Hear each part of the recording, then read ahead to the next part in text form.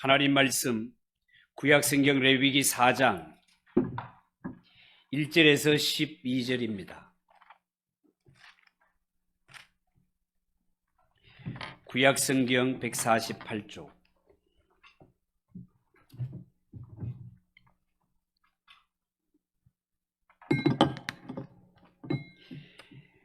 레위기 4장 1절에서 12절을 한 절씩 교독합니다. 여호와께서 모세에게 말씀하여 이르시되 이스라엘 자손에게 말하여 이르라. 누구든지 여호와의 계명 중 하나라도 그릇 범하였으되 만일 기름 부음을 받은 제사장이 범죄하여 백성의 허물이 되었으면 그가 범한 죄로 말미암아 흠없는 수송아지로 속죄 제물을 삼아 여호와께 드릴지니 그 수송아지를 해망문 여호와 앞으로 끌어다가 그 수송아지의 머리에 안수하고 그것을 여호와 앞에서 잡을 것이요 기름 부음을 받은 제사장은 그 수송아지의 피를 가지고 회막에 들어가서 그 제사장이 손가락에 그 피를 찍어 여호와 앞 곧 성소의 정 앞에 7번 뿌릴 것이며 제사장은 또 그 피를 여호와 앞 곧 해막 안 향단 뿔들에 바르고 그 송아지의 피 전부를 해막 문 앞 번제단 밑에 쏟을 것이며 또 그 속죄 제물이 된 수송아지의 모든 기름을 떼어낼지니 곧 내장에 덮인 기름과 내장에 붙은 모든 기름과 두 콩팥과 그 위에 기름 곧 허리 쪽에 있는 것을 간내 덮인 끝풀을 콩팥과 함께 떼어내되 화목제 제물의 손에서 떼어낸 같이 할 것이요 제사장은 그것을 번제단 위에서 불사를 것이며 그 수송아지의 가죽과 그 모든 고기와 그것의 머리와 정강이와 내장과 또 그 송아지 전체를 진명 바깥 재 뿌리는 곳을 정결한 곳으로 가져다가 불로 나무 위에서 사르되 또 재버리는 곳에서 불사를 지니라. 아멘. 우리 한번 잠시 기도하겠습니다. 하나님 아버지 은혜를 감사합니다. 이 시간 우리 중직자 일동 하나님 앞에 지녀온 모든 것 하나님의 은혜라고 고백하였습니다. 하나님 그렇습니다. 하나님의 은혜가 아니면 단 한순간도 살아갈 수 없는 연약한 인생임을 고백합니다. 사건, 사고, 질병 많은 이 세상에 우리를 한 해 동안도 눈동자와 같이 지켜주신 하나님의 은혜 감사드립니다.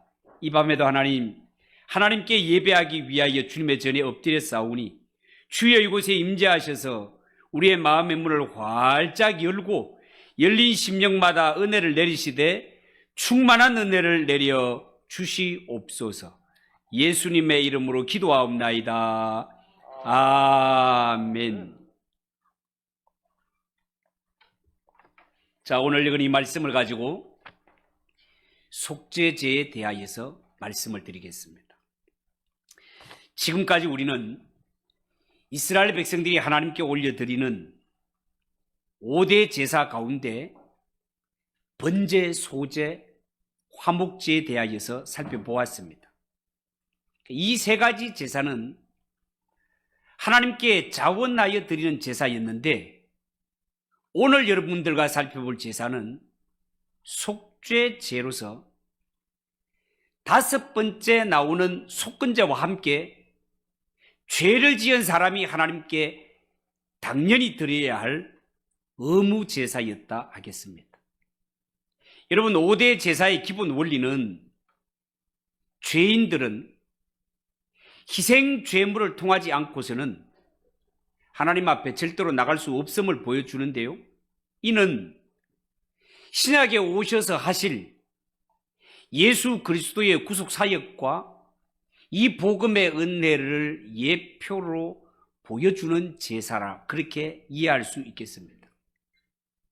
여러분 이스라엘 백성들이 드리는 5대 제사에 어떤 제사가 있었다고요?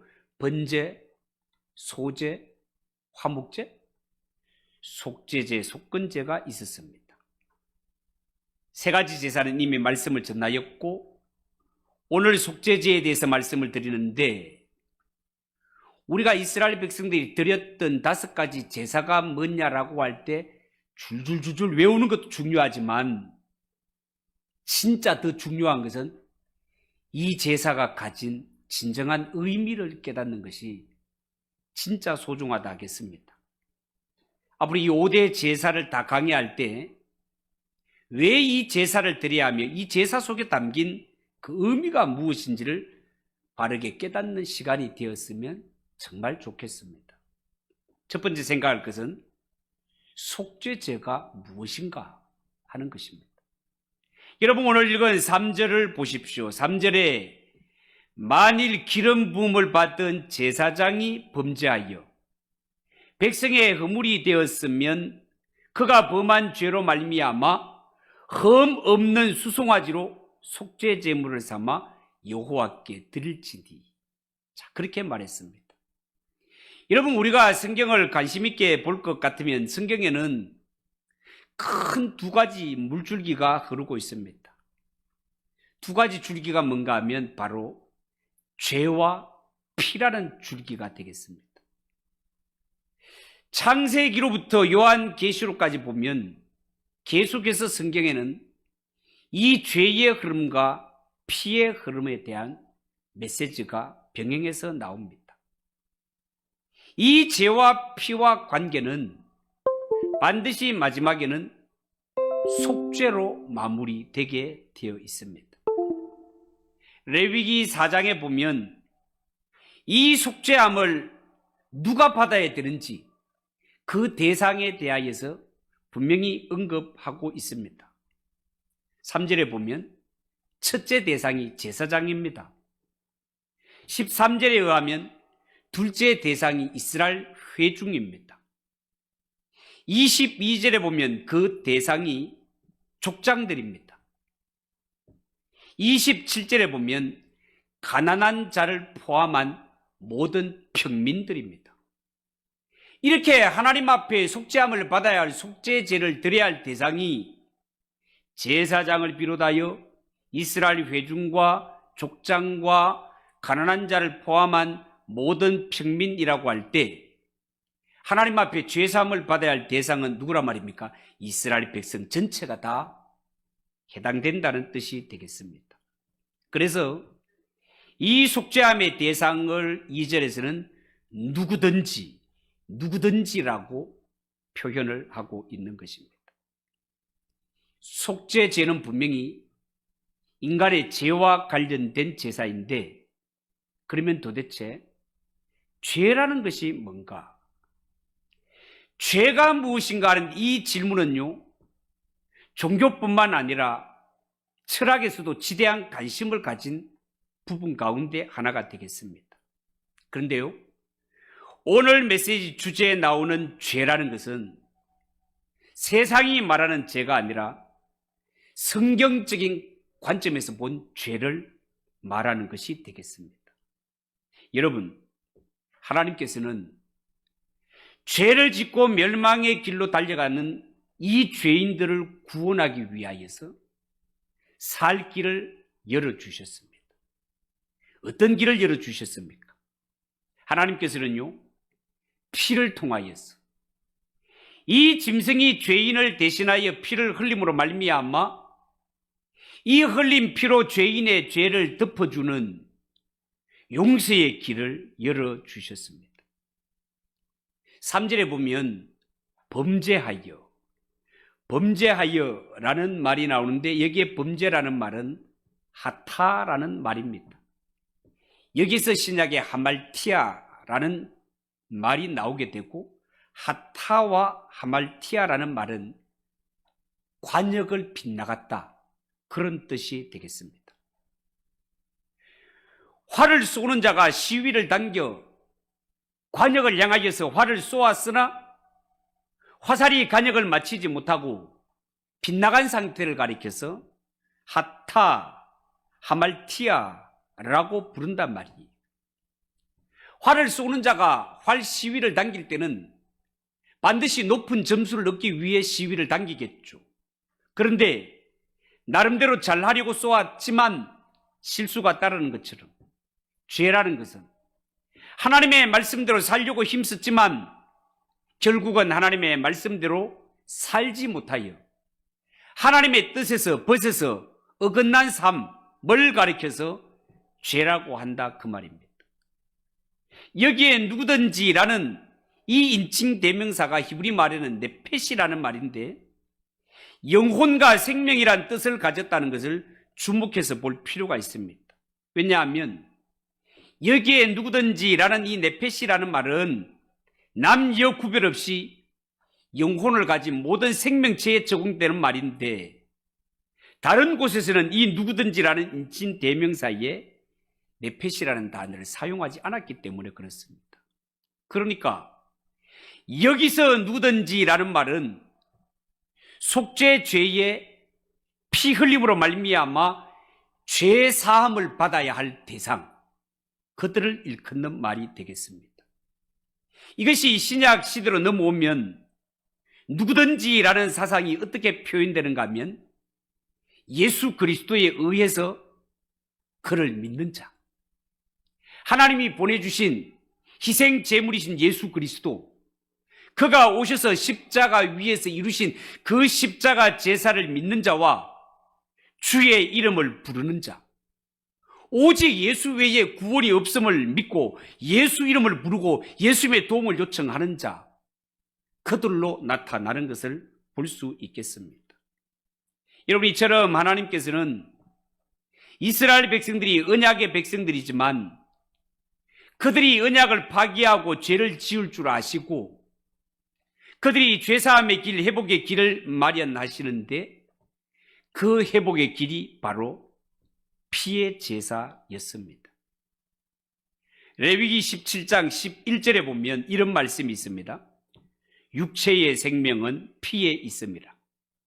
내가 이 피를 너희에게 주어 제단에 뿌려 너희의 생명을 위하여 속죄하게 하였나니 생명이 피에 있으므로 피가 죄를 속하느니라. 피가 죄를 속하느니라. 여러분, 여기에 속하다라는 말은 카파르라는 말인데요, 덮다, 가리우다, 이런 뜻을 가지고 있습니다.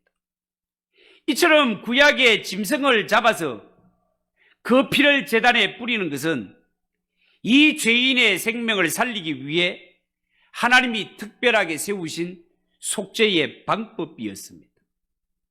이 흘린 피가 인간의 죄를 덮는다 말이죠. 자, 그러면 구약의 속죄의 방법이었던 제사장이 짐승을 잡아 피를 가지고 뿌렸을 때 이 피로 말미암아 죄인들이 용서함을 받는 이것을 볼 때, 그러면 짐승의 피에 무슨 특별한 죄사하는 능력과 효력이 있었던가? 그것이 아닙니다. 구약에 드려졌던 제사와 흘리는 피는 하나의 상징이었단 말이죠. 신약에 와서 밝혀지지만 결국 구약의 제단 위에 뿌려졌던 피는 하나님의 아들이신 예수 그리스도가 이 땅에 오실 때 속죄양으로 오셔서 십자가 위에 완전한 제사를 드림으로 말미암아 십자가 위에 흘리신 주의 보혈을 의미하는 것으로 신약 성경은 그렇게 소개하고 있단 말입니다. 두 번째, 속죄제는 드릴 때 어떻게 드리는가? 12절을 보십시오. 똥, 곧 그 송아지의 전체를 진영 바깥 재버리는 곳인 정결한 곳으로 가져다가 불로 나무 위에서 사르되 곧 죄 버리는 곳에서 불사를 지내라. 자, 그렇게 말했습니다.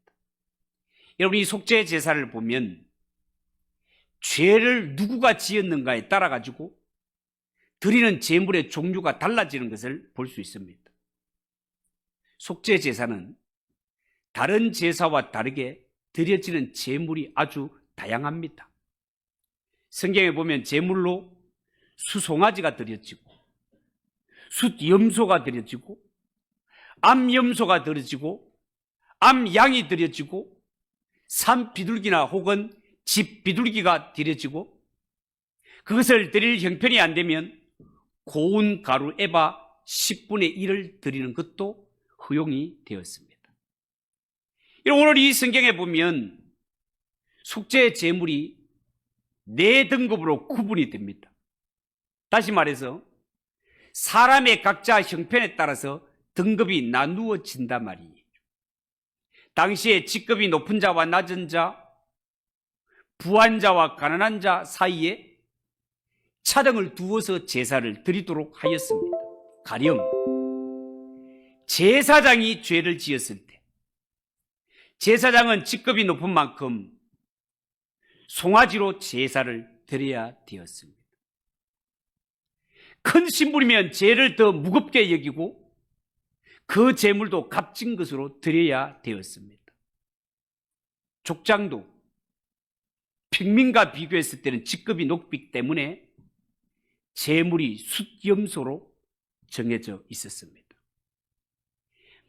그렇지만 오늘 성경에 보면 평민은 암염소나 어린 양을 드리면 되고, 거기에 더 가난한 이러한 사람들은 비둘기를 드리면 되었습니다. 만약에 비둘기 한 마리조차도 드릴 힘이 안 되면 고운 가루 한 움큼을 드리되 다른 속죄물과 함께 드리며, 이 속죄 제사는 의무 제사이기 때문에 제물의 부담을 갖지 않고 죄 사함을 받아야 할 자들은 마땅히 드려야 할 제사였습니다. 그리고 레위기 5장 11절에 보면 만일 그의 손이 산비둘기 2마리나 집비둘기 2마리에도 미치지 못하면 그의 범죄로 말미암아 고운 가루 10분의 1 에바를 예물로 가져다가 속죄 제물로 드리되, 그렇게 말했습니다. 그러니까 가진 자든 가지지 않던 자든 간에 죄 있는 자는 하나님의 반드시 죄 사함을 받아야 하는 것이 먼저 해야 할 일이요, 재물에 상관없이 자기의 형편에 따라 인간이라면 죄 문제를 하나님 앞에 반드시 해결하고 하나님 앞에 나아가야 됨을 가르쳐 주는 것이 속죄 제사가 되겠습니다. 여러분, 속죄제를 드리기 위해서는 제사를 드리는 당사자가 먼저 제물을 회막 문 앞에 가져와서 제물의 머리에 안수를 하게 되어 있습니다. 안수를 하는 이유는 이미 배웠던 것처럼 내가 지은 죄를 제물에게 전가하는 상징 행위로 이미 앞서 화목제를 드릴 때 강론하였습니다. 자, 그런데 제사장을 위한 속죄 제물일 때는 짐승의 피를 그릇에 담아가지고 회막 안에 가지고 들어가서 휘장 앞에 7번을 뿌리고 향단 뿔에 바르고 나머지는 번제단 앞에 쏟아 붓는 것을 보게 됩니다. 그리고 족장이나 평민이 죄를 지었을 때는 절차가 조금 다르기는 하지만 거의 비슷하다 하겠습니다. 이처럼 속죄 제사를 드리는 목적은 가진 자, 안 가진 자, 높은 자, 낮은 자, 평민 할 것 없이 하나님 앞에 죄를 짓고 율법을 범하는 죄를 지었을 때 반드시 이 죄사함을 받아야 할 죄인들이기에 의무적으로 하나님 앞에 반드시 죄 문제를 해결하기 위해 준비한 제사가 속죄 제사가 되겠습니다. 그리고 이 제물을 드릴 때 반드시 지켜야 할 3가지 요소가 있었습니다. 속죄 제사를 드릴 때 반드시 지켜야 할 3가지 요소, 첫 번째가 제물을 아무거나 드리면 안 되었습니다. 아무거나 드리면 안 된다는 말은 하나님 앞에 속죄 제물에 제물을 드릴 때는 반드시 흠이 없는 것이어야 되었습니다. 눈 멀고 다리 저는 것, 상태가 안 좋은 것 안 됩니다. 둘째, 제물에 직접 안수해야 됩니다. 내 죄가 제물로 전가되는 거죠. 죄는 내가 지었는데 내 대신 짐승이 죽는구나. 내 대신 누가 피를 흘려 죽는다는 것을 인식시키기 위함입니다. 세 번째는 반드시 피를 흘려야 했습니다. 피는 곧 생명이니 그 피가 죄를 사해 준다는 것입니다. 뒤집어 말하면 피를 흘리지 않고서는 절대로 죄사함을 받을 수 없다는 것입니다. 이것이 사지의 기본 원칙이었습니다. 피 흘림이 없은즉 사함이 없느니라. 여러분, 이것을 놓고 한번 생각을 해 보십시오. 이 속죄 제사를 드리기 위해서 제사장이 짐승을 잡습니다. 피를 뿌립니다. 제단 밑에다가 피를 쏟아 붓습니다. 이렇게 짐승을 잡고 피를 바르고 쏟아 붓는 피 비린내가 진동하지 않겠습니까? 피가 사방으로 튀지 않겠습니까? 이 피를 볼 때 마음이 섬뜩하지 않겠습니까? 그리고 나서 제사장은 제물의 배를 가르고 내장을 끄집어내게 됩니다. 번제단 위에서 불태우게 됩니다. 나머지 고기는 어떻게 하는가? 제사장과 회중들의 제일 경우에는 바깥에 재를 버리는 곳으로 가져가서 거기에 나무를 버려놓고 전부 태우게 되어 있습니다. 여러분, 구약에서 진영 바깥 재버리는 곳, 진영 바깥 재버리는 곳이라는 것은 일단 영문 밖, 진영 밖이라는 것은 저주받은 자 혹은 쓰레기를 태우는 곳, 죽음의 장소, 지옥의 장소를 이야기할 때 영문 밖, 진영 밖이라는 표현을 사용했습니다. 거기가 게헨나라는 곳입니다. 이 게헨나라는 곳에서 지옥이라는 말이 파생되어 나오게 됩니다.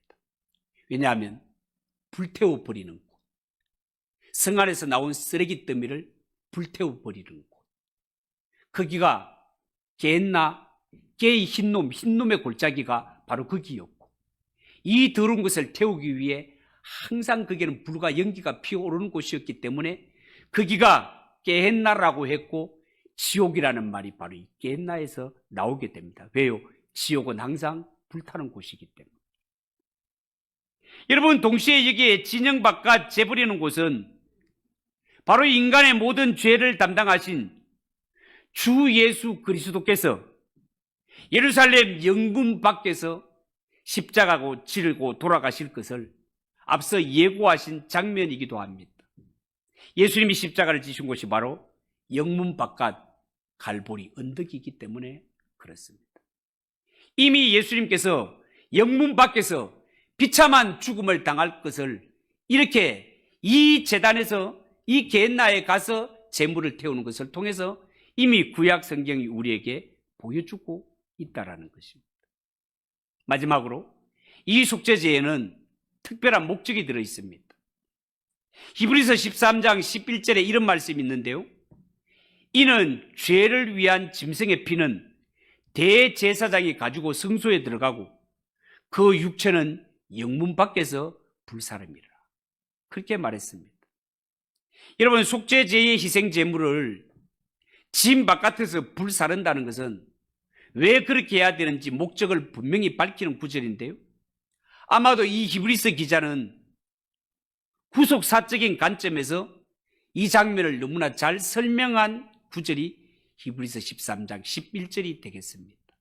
그러니까 이 속죄 제사 속에는 하나님의 아들이신 예수님이 이 땅에 제물로 오셔서 죄인을 대신해서 십자가에 못 박혀 죽음으로 말미암아 예수님이 죽음으로 인류의 죄를 대속하셨다는 그리스도의 속죄 사역이 속죄제 안에 다 들어있다, 그 말입니다.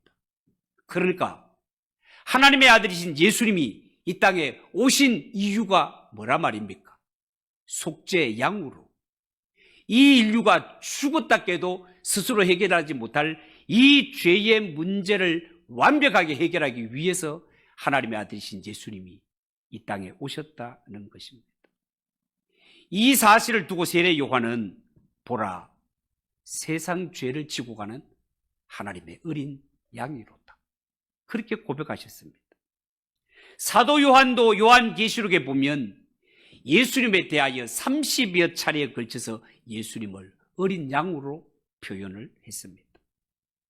우리가 잘 아는 예수님의 수제자 베드로는 베드로전서 1장 18절 19절에 이렇게 말씀했습니다. 너희가 알거니와 너희 조상이 물려준 헛된 행실에서 대속함을 받은 것은 은이나 금같이 없어질 것으로 된 것이 아니요 오직 흠없고 점 없는 어린 양 같은 그리스도의 보배로운 피로 된 것이라. 사도 베드로는 이 사실을 너무나 잘 알고 이렇게 선포했던 것입니다.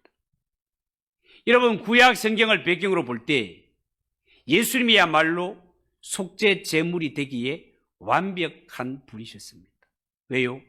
하나님께는 아무나 제물이 드려지는 것이 아니라 반드시 흠 없는 것이 드려져야 했던 것처럼 하나님의 아들이신 예수님이 왜 이 땅에 속죄양으로 와야 되는가 하면 이 세상에 죄인을 대신해서 죽을 속죄양 흠 없는 인간은 아무도 없기 때문에 하나님의 아들이신 예수님 아니면 흠 없고 죄 없는 분이 전혀 없기 때문에 하나님의 아들이신 예수님이 오셨고 예수님이야말로 속죄의 제물이 되기에 합당하신 분이시다 그 말입니다.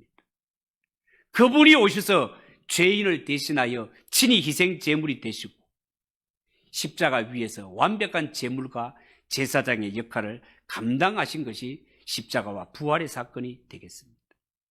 여러분, 구약에는 이처럼 죄를 지은 당사자가 제물에 직접 안수하고 그 제물에 피가 흐르고 그 피가 죄인에게 전가가 되고 이 피 흘림으로 말미암아 죄인의 죄가 정결하게 되었던 것이 표상이었다면 신약 시대에는 하나님의 아들이신 주 예수 그리스도가 십자가 위에 흘리신 그 보배로운 피, 이 보배로운 피 보혈의 공로를 믿기만 하면 누구든지 죄 사함을 받고 구원받을 수 있는 길을 하나님 아버지께서 활짝 열어놓으셨다는 것입니다. 이 사실을 너무나 잘 아는 히브리서 기자는 9장 12절에 이렇게 말씀합니다. 염소와 송아지 피로 하지 아니하고 오직 자기의 피 예수의 피로 영원한 속죄를 이루사. 인생의 죄 문제가 완전히 해결될 수 있는 것은 염소와 송아지 피로 되는 것이 아니라 주 예수 그리스도의 단번에 들이신 십자가의 보혈의 제사로 말미암아 이루어지게 된다는 것. 무엇을 보아서 알 수 있는가? 구약의 속죄 제사는 매번 반복이 되었습니다. 매번 반복이 된다는 것은 불완전하다 말이죠. 그러나 하나님의 아들이신 예수님이 십자가에 오셔서 인류의 죄, 택한 자의 이 구원을 위해서 십자가에 들이신 이 제사는 완벽한 제사였기 때문에 예수님은 두 번 다시 십자가를 지실 필요가 없습니다. 왜? 십자가에 들이신 예수님의 그 제사, 속죄제사, 피 흘림은 우리의 죄를 완전히 해결하고 우리를 하나님 앞에 천국으로 인도하기에 남음이 있을 만큼 완벽한 제사였기 때문에 두 번의 십자가 사건 없이 한 번의 십자가 사건과 한 번의 부활하심으로 그 피의 공로를 믿는 자에게서는 모든 죄사함의 은총과 이 구원의 능력이 임하여 누구든지 예수 이름 부르고 예수의 보혈의 공로를 믿는 자 하나님 나라 천국에 들어갈 수 있음을 믿으시기 바랍니다. 종교개혁가 루터가 수도원에 있을 때 한 번은 특별한 꿈을 꿉니다. 꿈에 사탄이 와가지고 루터 앞에 책을 하나 펼쳐 보이는데 이 책에 보니까 루터가 지금까지 살면서 지었던 죄가 빼곡하게 기록이 되어 있었습니다. 그리고 사탄이 말하기를 야, 네가 이렇게 많은 죄, 이렇게 더러운 죄를 짓고도 구원받았다고 할 수 있느냐라고 할 때 루터가 기가 꽉 막히고 입이 꽉 막혔습니다. 내가 죄를 지은 것은 알지만 이렇게 많은 죄를 지었을 거라고는 상상도 하지 못했단 말이죠. 낙심 중에 있는 루터에게 하늘에서 음성이 들려옵니다. 루터야, 예수 그리스도의 보혈이 네 죄를 깨끗하게 씻었는데 예수 그리스도의 흘리신 보혈이 너희의 죄를 완벽하게 씻었느니라. 루터는 이 말을 듣고 나서 사탄에게 말합니다. 나는 죄인 맞지만 예수 그리스도의 보혈이 내 죄를 깨끗이 씻었다라고 선포했을 때 마귀는 이 소리를 듣고 루터 앞에서 떠나갔다라고 기록하고 있습니다. 사랑하는 성도 여러분, 예수님의 십자가는 두 번 다시 반복되지 않고 예수님의 부활 두 번 다시 반복되지 않는 것은 예수님이 십자가에 드린 제사가 완벽했고 예수님이 드린 십자가의 이 보혈의 공로, 십자가의 제사를 하나님 아버지가 완벽하게 받으셨다는 사실을 믿으시기 바랍니다. 누구든지 예수 이름 부르고 예수 그리스도의 십자가의 그 피의 공로를 믿는 자는 죄 사함 받고 천국 가는 길이 활짝 열렸음을 믿으시기 바랍니다.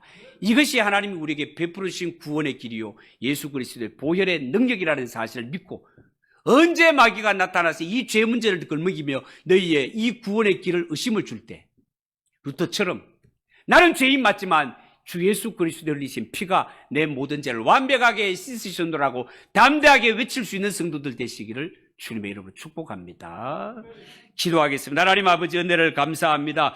우리는 다 죄인들이요 천국 가는 거리가 먼 자들이지만 주 예수 그리스도의 완벽한 십자가 제사로 흘리신 보혈의 공로로 죄사함을 받은 자가 예수 믿는 성도임을 믿습니다.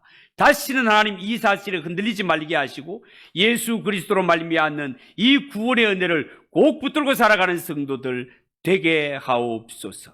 예수님의 이름으로 기도하옵나이다. 아멘. 257장 찬송하겠습니다.